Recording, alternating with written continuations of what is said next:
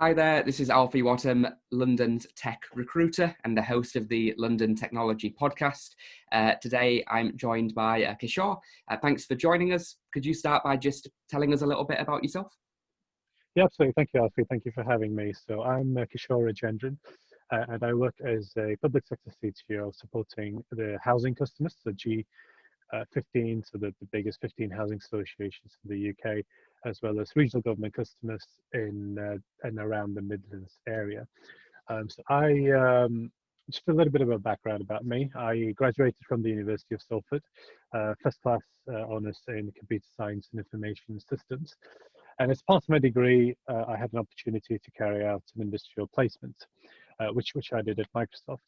And one of the best things I ever did, I have to be honest. Amazing. I still remember my university lecturer who was in charge of placements told me, applying for a large company, I'll probably just be doing admin, printing paperwork, making teas, cup of coffees for people. Opposites, completely the opposites. Very good experiences, real world experiences and responsibilities. And then I completed my internship for 12 months. I went back to university, completed my final year, got the degree, and then I started back as a graduate in Microsoft. And back then, we used to have a program called MAC, Microsoft Academy for College Hires. Okay. It's now been rebranded to called Aspire program. Yeah. And what that means is you have a very good learning for the first 2 years, very structured learning and unstructured learning, to give you a head start into Microsoft and also into a professional career. So I started in a role called a Premier Field Engineer role within the IT industry. It's called a support consultant. And what that role was primarily focusing on is to provide technical and consultancy support to Microsoft's premier customers. So I initially was working in the defense and financial space, so MOD, nationwide and atomic weapons, some of my customers. And then after maybe a year and a half in role, I realized that some of the larger customers are still using legacy. They're quite slow to adapt and transform with the technology changes. So I moved into a transactional role, which means I don't have a customer dedicated to me, but I get to work with any customer across EMEA. And I started to specialize in Azure, one of the cloud solutions from Microsoft, cloud platforms from Microsoft.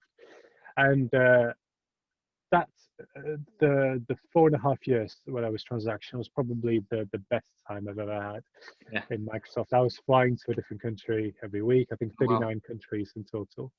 Ended up visiting, and I love traveling, visiting new places, meeting new people.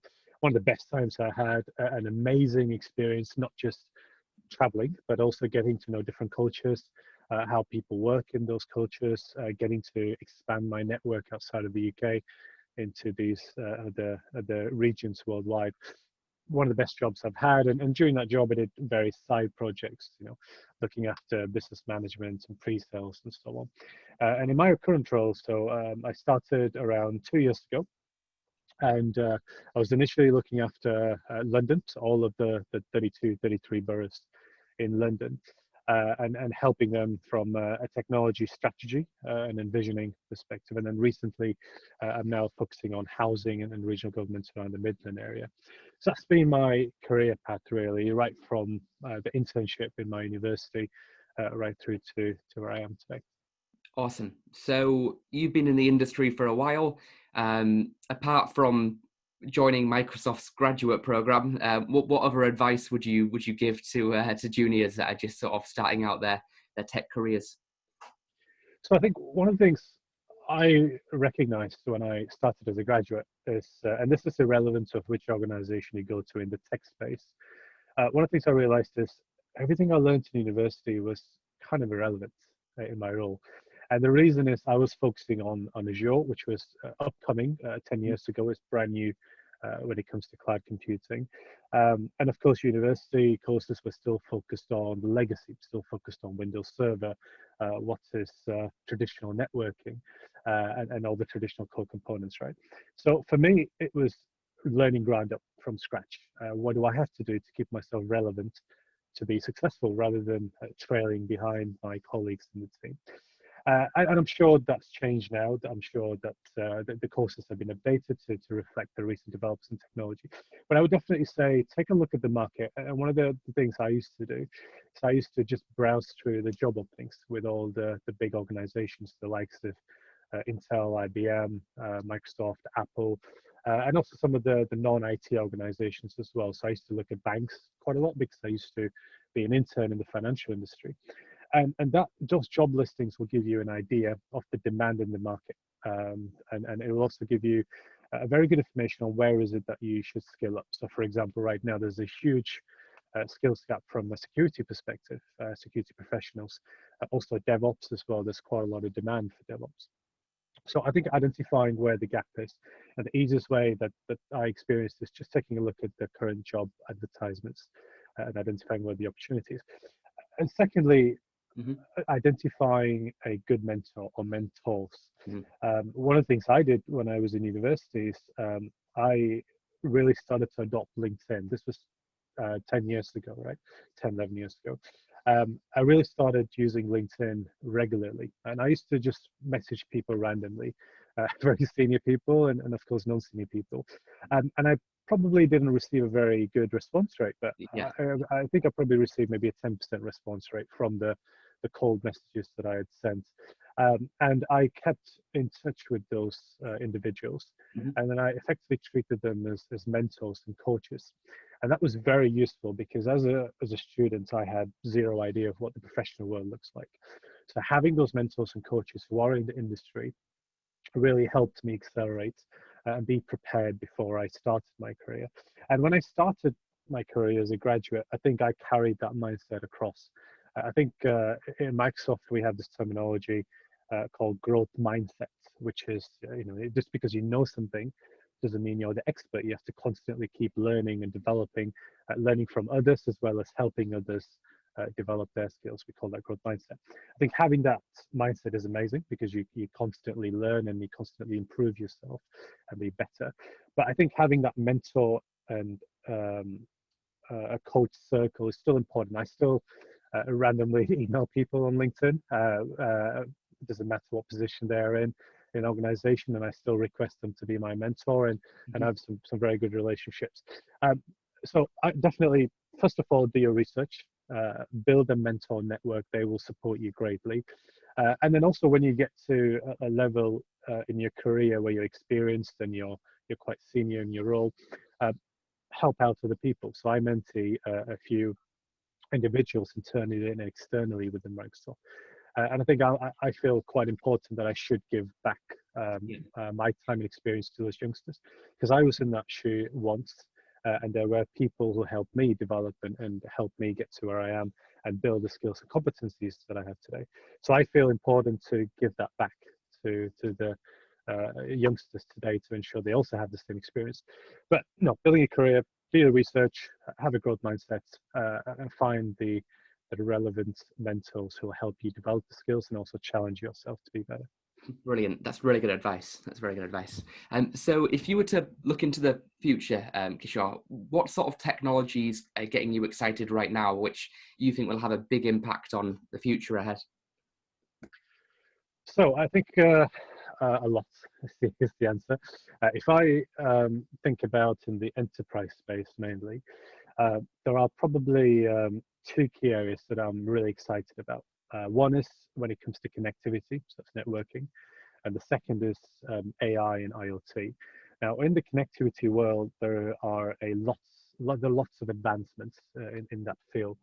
So right now, the technology that we have, customers can effectively streamline their network topology rather than having all the complex setups that they have. They can unbundle that and streamline in a very cost-effective way and enable their various sites and branches to be brought up seamlessly using software-defined WAN technologies and also through the new VPN technologies as well. Working from home, we can eradicate things like VPN dropouts or latency issues, anything like that.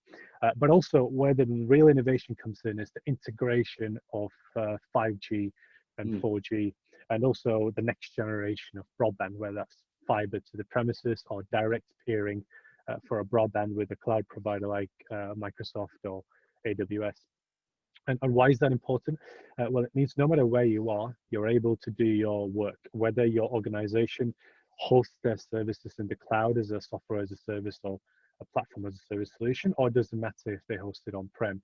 This connectivity, the modern connectivity, allows them to offer any applications, legacy or modern, to their employees wherever they are in the world in a very secure manner, reducing the security footprint.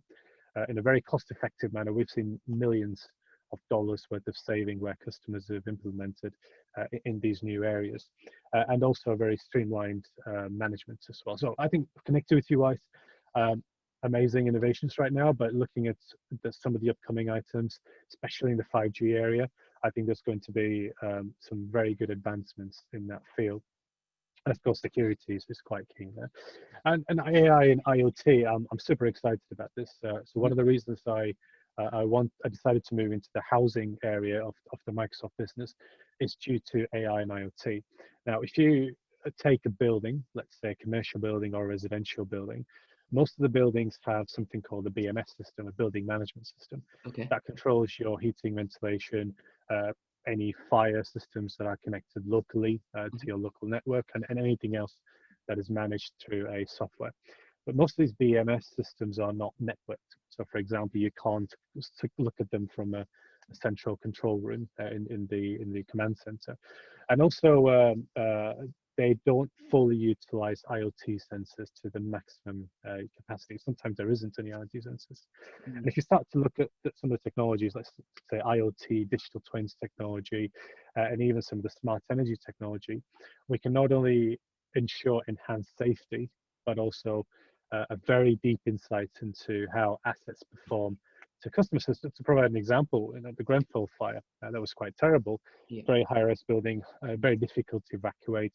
And one of the projects we're working on is if there is a fire such as that again in the future, how do we use various sensors in the building to analyze various data sources? So as soon as the data is normalized, we analyze the data sources at the gateway, and we provide various information. What is the structural integrity of a specific part of the building? What is the temperature in that part of the building? Are there occupants in that building who are trapped and can't leave that area?